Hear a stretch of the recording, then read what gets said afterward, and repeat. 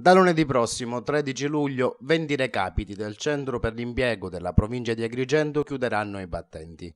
La chiusura si inquadra nell'ambito della tanto acclamata Spending Review. Si tratta degli ex uffici di collocamento di Favara, Raffadali, Sant'Angelo Muxaro, Santa Elisabetta, Alessandria della Rocca, Cianciana, Calamonaci, Santo Stefano di Quisquina, Campobello di Licata, Grotte, Ravanusa, San Biagio Platani, San Giovanni Gemini, Palma di Montechiaro, San Puca, Santa Margherita di Belice, Lucca Sicula, Cattolica Eraclea, Burgio e Caltabellotta.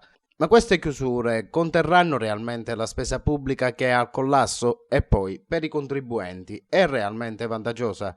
Se prendiamo ad esempio l'ufficio di collocamento di Favara, che conta circa 10.000 persone iscritte e 12 dipendenti, qualche dubbio sorge. Al momento il recapito è ospitato dal comune di Favara nei locali del municipio di Piazza Don Giustino, quindi senza ulteriori costi d'affitto.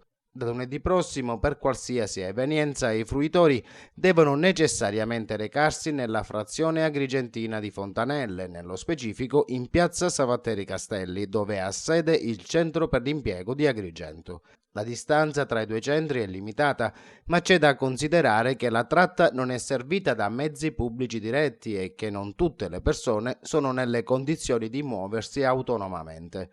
Quindi i disagi per i cittadini contribuenti aumenteranno notevolmente.